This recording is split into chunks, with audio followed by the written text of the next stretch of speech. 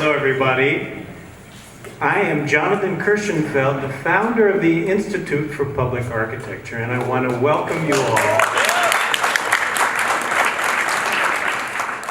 This is our 6th year of celebrating the achievements of the IPA, and it's our first year in the most diverse borough of all, Queens. Queens for us means so much about engaging and community and diversity. And we were very, very proud of our fellows this year who were working in the fabric of Queens, in the neighborhoods, in the streets of Queens, to come up with very, very plausible and intriguing and innovative architectural solutions and research. And you've seen, I hope all of you have seen that in the hallway coming down. It's really impressive work. Something to admit, we do not raise our money by going after grants, or at least we haven't won any yet. We exist because you guys come to the Fête every year and contribute what you can. And I think you would agree that the amount of work we do for not $1 million budget every year, or even a six-figure budget, we work for under $100,000 a year to produce all the work that we do. And I'm going to now introduce you to Nadine Male, who's the reason that we can be so parsimonious. Also, Bob Marino, our treasurer. That's why we're so parsimonious. But Nadine has managed to stretch the very meager means that we've got each year. Hopefully it'll keep growing every year. But for now, we're able to produce really robust programs on the most minimal budget imaginable. So I want a great hand for Nadine Male, who will talk a little bit more.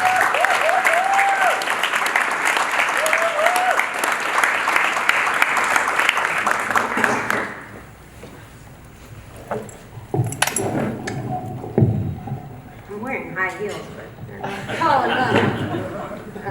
Okay. So I'm really honored to be here again this year with all of you, and I'm very, very thankful for everyone's support in the room.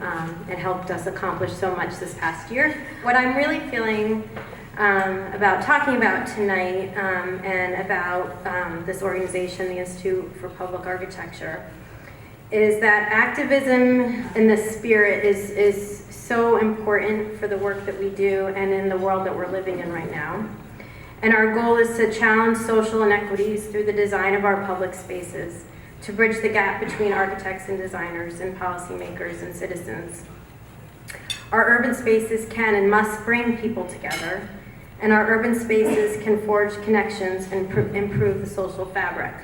With that being said, I'm really excited to introduce Jeanette Sadiq-Khan, who probably does not need an introduction. She was our IPA honoree last year.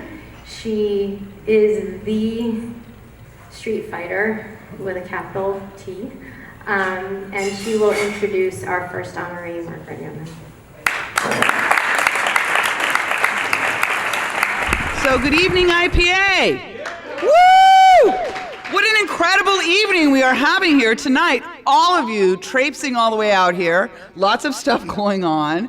But I think it's a testament to what IPA does, what it represents, and the activities that they bring to students, that they bring to practice areas, the leadership that they show in so many different disciplines. And it's grown so much in the 6 years. So a big hand, once again, to the leadership at IPA. And it's an honor to be here today to introduce the next IPA honoree, Margaret Newman, especially since I was the honoree last year, so it's kind of full circle, passing of the baton. And as many of you know, you really get to know somebody when you're involved with their kids, right? I mean, isn't that like the ultimate connection? So I met Margaret when our kids, my son Max and her daughter Stella, where's Stella? Stella and Nina, also right there. They were in kindergarten at St. Luke's in the village. And Andrew, where's Andrew? St. Luke's, right there. our design guru for St. Luke's. They were in the same kindergarten class. I mean, it's sort of hard to believe because they're now graduating from college, right? That was a long time ago. I don't even want to talk about how many years old we are now. But so I got to know Margaret through St. Luke's, and she completely impressed me when I was there. She was like calm and graceful, grace under fire, sort of everything I was not. And, whether it was raising two girls, whether it was building an architecture practice with her amazing husband, Peter Newman. Raise your hand, Peter, not Margaret Newman. Peter, no, right. Or teaching at the New York Institute of Technology. I mean, she really sort of had it all. Or even serving as president of her co-op board. I remember hearing all the stories about this co-op board. Like New York City co-op boards are like the bar scene at Star Wars. I mean, if you can survive that, you've got real superpowers. So, Mike Bloomberg calls me in 2007, and he asks me to be, the commissioner of the New York City Department of Transportation. And it didn't take me long to decide who I wanted to have as my chief of staff. And I clearly remember making this beeline to Margaret. It was this reception at St. Luke's, and there was this tree, this bough of this tree, and she was standing under this tree. Remember this? Yeah. And I made this beeline to her, and I pitched her this job like I've never pitched before. I know how to pitch, but I went right at her. And I was talking about, she's going from a small architecture firm to an agency that had 5,000 people in it. And I needed her smarts and her organizational skills and her people skills and her design sensibility. And that together, the two of us, we could make this incredible, we could change the streets of New York, we could change the world. So she said, look, I'm not a transportation person. And she thought I was basically crazy. And she told me so. That wasn't the first time that I was told that, and the last time that I heard those words. And in 2007, it was actually a leap of faith to think that you were going to change the streets and change the world by working at the New York City Department of Transportation. But I'm glad that Margaret took that leap, and it was before urban mobility was cool. It was a really brave act. And everything Margaret touched at DOT turned lighter and brighter, literally. She was like the Midas of mobility. And one of her first assignments was moving DOT's headquarters from Tribeca to this new massive building in the financial district. And it was a big move, and it was a heavy lift. And the DOT offices were, shall we say, slightly antiquated at the time. And people had been at the same desks doing the same job for years and years. And they had these piles of paper that were so high you couldn't actually see over them. And so moving this agency wasn't just a matter of boxing up staplers and pens. It really had to be engineered from a design standpoint, from a logistics standpoint, from a human standpoint, and everything was a negotiation from the floor plan to the lighting, to which divisions would be moved where. And bridging this old and the new required a really skilled hand, and it had to be done perfectly, and it had to work well on day one. And Margaret not only won the respect of everybody in the agency, she was actually able to take our old offices on Friday, and we logged in on Monday morning without missing a single message. And she designed all of these new digs, which became the envy of all city agencies, all new commissioners. They would come over, and I was like, what? This is a city agency? Who did that? How did you get that? And her fine hand was also key in creating the city's first ever street design guide. Anybody here work on the street design guide? I know one person. Ooh, a couple people in the back. So it's hard to believe that we had to create this street design guide from scratch. But at the time, there were 11 city agencies that had their way with the street. Each had their own materials and their own styles and standards, if you could even call them standards. Our streets were a mess. It was like they were designed by rival warlords. And it just didn't look like the left hand didn't know what the right hand was doing. It looked like the right hand was actively trying to kill the left hand. So, and even the idea that DOT would lead a design exercise was actually kind of crazy at the time, because DOT was not where design ideas came from. And Margaret and Andy Wiley-Schwartz and Wendy Foyer here? Wendy Foyer's right here, raise your hand. They had to work really hard to gain the credibility to lead this process, and it took 2.5 years to come up with this new design playbook for all agencies that defined everything from what materials were used in sidewalks and in plazas to the standard designs for street beds and light fixtures. And now this design guide is settled law, and it affects every street in New York City, all 6,000 miles of streets. And her light still shines on New York City streets because Margaret actually headed the process to pilot and replace 250,000 sodium streetlights in the city with more efficient LEDs. And it actually started when she went to this conference in Toronto that nobody else in the department's lighting division wanted to go to. And so she took the trip and she brought back these ideas that led to the conversion of the city's entire inventory of lights. From the necklace lights on the Brooklyn Bridge to the lamps in Central Park to the lowly street light. And she saved the city millions of dollars and tons of energy. And the range of Margaret's design talents really came to the forefront in the design of Times Square, where she helped manage the Snøhetta team, 20 elected officials, the local stakeholders, and all of the agencies that involved, from PD, FDNY, DEP, DDC, you name the acronym, they were involved. And if co-op boards were the bar scene from Star Wars, Times Square redesign was the opening scene from Saving Private Ryan. You can see Edith Piaf in the background. It was a turf battle, it was a political battle, a design and construction battle. And we could still be arguing about the design of Times Square right now, but instead, thanks in no small part to Margaret's tireless leadership, we cut a ribbon on the first section of the first plaza in Times Square in December 2013, and now we have a public marvel that's worthy of its name, the crossroads of the world. And Margaret's light continues to shine brightly beyond DOT. She's a principal at Arup. Is there anybody here from Arup? Arup! Smart hire! Where she's developing a master plan that reimagines the Ford Motor Company's research and engineering campus in Dearborn, working again with colleagues from Snøhetta. Is anybody here from Snøhetta?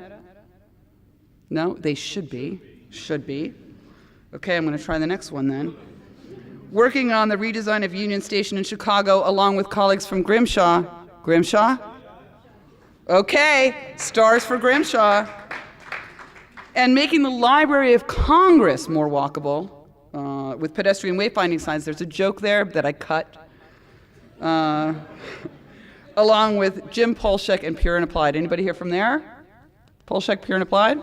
Okay, put them on the ding list for next year. I think the point is that Margaret is at home in the public sector as she is in the private sector. And she's at home here at IPA with this incredible group of activist architects as she is with colleagues, families, and friends. Margaret, you have shown how good design belongs to everyone. You've changed our streets, you've changed our city, and now you're changing the world. And you've inspired so many of us along the way. You've inspired me. And I'm so proud to present this award on behalf of IPA and all of you here, along with my love, respect, and admiration. Thank you, Margaret.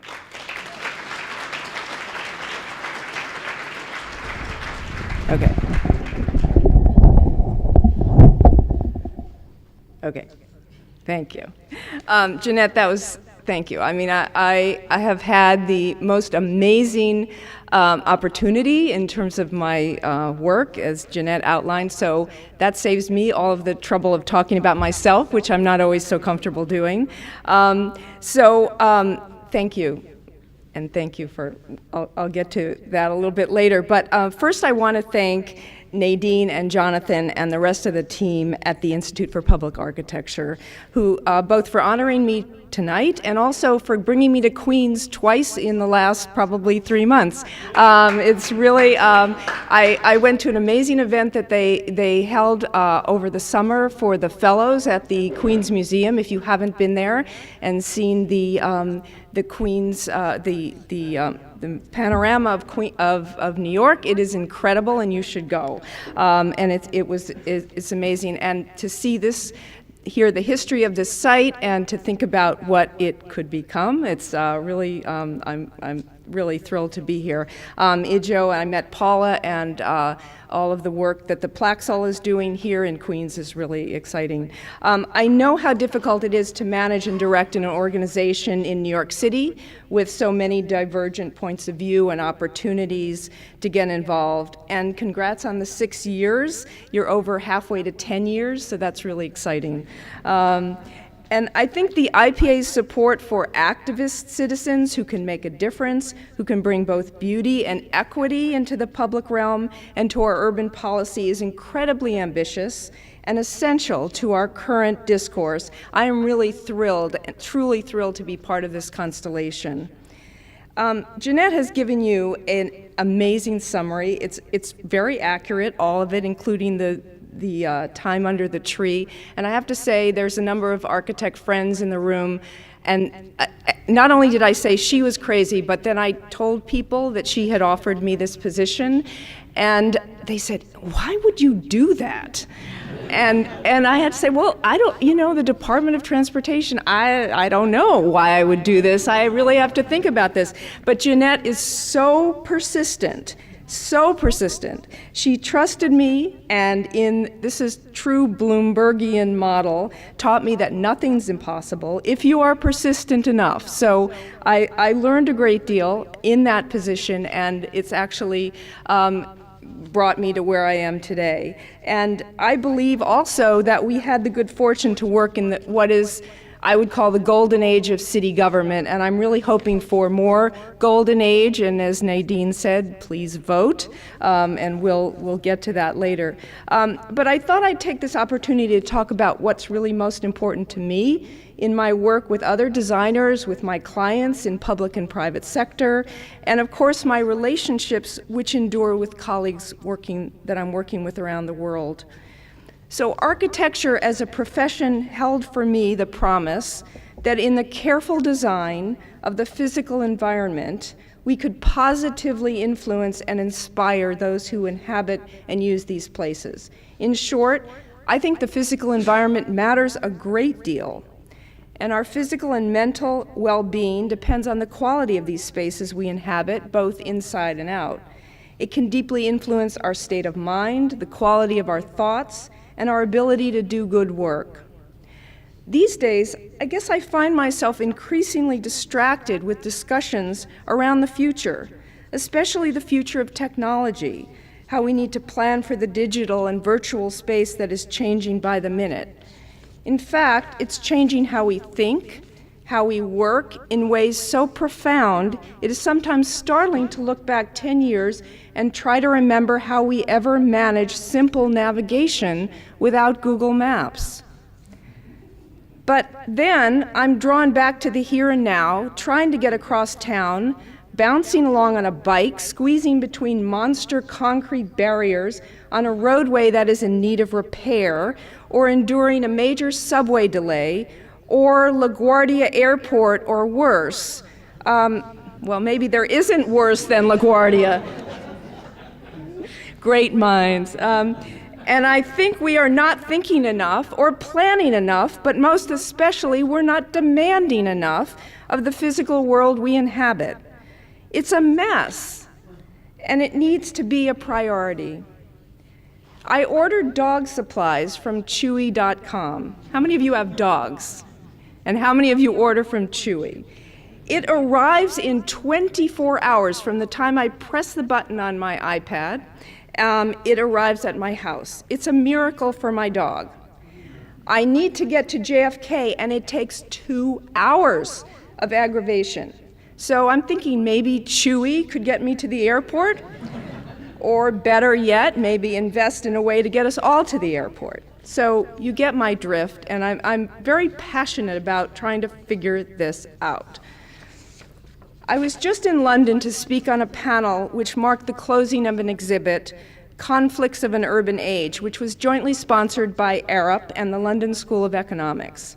Ricky Burdett organized the exhibit, which reflected the continuing work he's been doing on how cities grow, how they differ, what they need to be successful, in short, the ultimate plan for the future of our increasingly urban planet. I met Professor Burdett more than 10 years ago when he organized a conference that Jeanette and I, along with other members of DOT, helped to shape. And we agreed that much has changed in 10 years, and we are better now at identifying critical concerns in cities. We have more experience and more data for different urban conditions. What hasn't changed is what is truly essential to enact change is great leadership and the willingness to explore and invent new ways of doing things. And I have to say that Jeanette was a great leader in terms of that and taught me really that you have to take chances. Our panel agreed that while issues of housing, affordability, clean water, and sanitary services, food supply, and transportation are not unique challenges, the solutions for a particular region or place may be quite local and specific. What is applicable in one city may not work in another, and the specific details of governance will affect how we go about making changes. Place matters. Specific places matter. My father was a physicist, literally a rocket scientist, and always took me seriously. So I took myself pretty seriously. And these days, I am often in a position of mentoring younger colleagues, particularly women, who ask me what it's like to work in this industry. How did I make choices and how did I manage all of the pieces? I have often wished that I could say there was a big plan, but the best advice I've been able to give is to seize opportunities and be prepared to take risks. Also, be prepared for change, for which seems to be ever more on our playlist. And I feel that this award sends a strong message about contributions and how we can make a difference by following our passions. Thank you to my colleagues at Arup. I love working with all of you. There are others here who are probably too numerous. Wendy was called out. Wendy and I worked very closely at DOT. And finally, I want to thank my husband, Peter Marin, who is an architect with whom I've shared many design projects and who has supported me through all of my transitions, and my two daughters, Nina and Stella, who give me hope for the future, truly, and keep me plugged in when I need to be plugged in properly. Thank you all for the great work that you do. You inspire me every single day. And please, as Nadine said, don't forget to vote. Thank you very much. Well, thank you so much, and I'm so glad this mic is actually my size because that looked a little bit awkward earlier. It's my pleasure to be here, and it's my pleasure to be honouring Deb and the Queen's Museum. I was so super fortunate to meet with Deb a few years back at the beginning of developing the Never Built New York exhibition, a challenging and interesting exhibition. I was there to coordinate, help to rally troops, and be a resource for her and her team, which I hope I was. And I knew immediately that I would be fast friends. One of the things that I realized when I got to the new museum was that the Queen's the feeling that the Queen's Museum really had was, it wasn't just about who they were, but it was really their commitment to exhibiting work that really sought to challenge their audience and engage them in truly unexpected conversations. Like what might happen if the flamboyant developer William Zeckendorf got his way in 1946 and covered the vast majority of the west side of Manhattan with an aviation runway? Or what might happen if Buckminster Fuller encased Manhattan in a glass dome? These were definitely unexpected conversations to have. Over the past 4 years, I started to study the role of museums in our community, and I started to put together a survey of over 2,000 people nationwide to really begin to understand how people were feeling about their experience. It was all about museum goers and what they felt museums were. Some of the most interesting and most important findings that we found were really about the responsibility and the inclusiveness that museums have in people's heart. 91% of the surveyed participants told us that museums are sources of trustworthy information. 94% said that they welcome all types of people. These findings could not be more vital than they are at this moment, and they speak to the level of importance and true responsibility that these institutions have in our cities. And here it comes to the Queen's Museum, who has done all of those things. They are the ultimate community museum. They operate on a shoestring budget. They have a small but truly passionate team that are focused on really servicing, quite honestly, the most diverse borough in New York City. And one of the best things that I can say about them is that they always aim high, really high. And right now we're here with Deb and her amazing colleague, Catherine, who have done extraordinary work. One of the things that I love about the new museum is that they challenge their audience and provide safe spaces to engage in complex conversations around challenging and nuanced issues. This past summer, they kindly opened their doors to the IPA summer residency program, that's a little loud, providing a home for all the fellows to come and really investigate the borough of Queens. Thank you, guys. They allowed us to spend time in their amazing panorama and really start to see how the evolution of New York City has grown over the ages. One of the things that I thought was extraordinary is that they invited their friends, and they also invited community members to not only come in and participate in the IPA's summer residency program, but they asked us to be challenged as designers to really think about how we can start to really understand the challenging issues that are happening in our cities today. We can't thank you enough, Queen's Museum, and I am so thrilled to honor Deb, the interim amazing executive director of the Queen's Museum, for this amazing honor. You're extraordinary. And here's to your team, and Catherine, congratulations, you guys.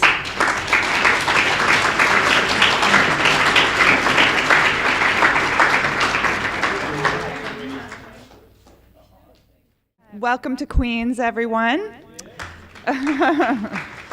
I was born and bred here. I moved away and came back in 2002, and I started working at the Queen's Museum under Tom Finkelpearl, our current arts commissioner for New York City.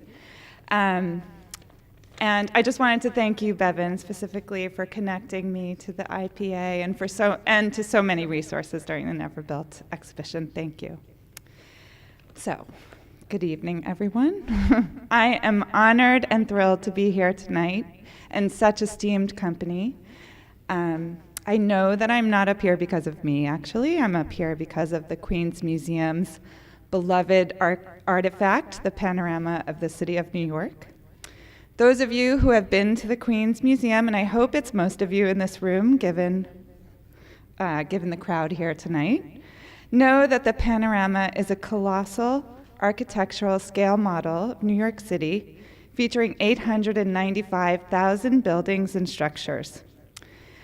You may also know that one of the original expected uses of the panorama was as an urban planning tool. When Nadine approached us with her inspired idea to bring the summer fellows to the Queen's Museum, we were delighted with the prospect because IPA's programs and values aligned so closely with our own. I knew instantly, despite a few bumps in the road at the beginning, that this partnership was going to work, and I'm so happy that it did. And thank you for your tenacity around that and somewhat bad timing. This remarkable cohort of fellows enabled us to use the panorama in the way that it was intended. Their projects inspired us to imagine built environments and architectural solutions for seemingly intractable problems, and more simply and hopefully for an uncertain future.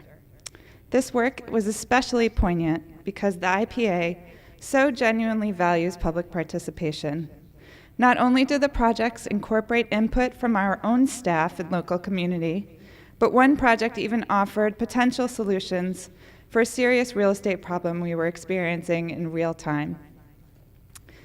Ultimately, the fellows' final presentations drew hundreds of local community members who were given the opportunity to imagine a new New York that was designed with them in mind.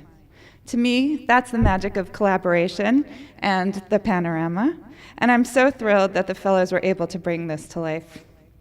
And I want to thank the IPA's Board of Trustees for allowing me to accept this honor on behalf of my brilliant and hardworking colleagues at the Queens Museum, especially Catherine Grau, who made our being here possible today. And finally, I want to thank the IPA for bringing Queens Museum closer to the people who are seeking to address inequality in our city, and to the great, dear, generous, and brilliant friends like Nadine, Bevan, and Jonathan. Okay, so that's what I wanted to tell you all. And I want to help introduce a video that was made about the summer fellowship program. Thank you.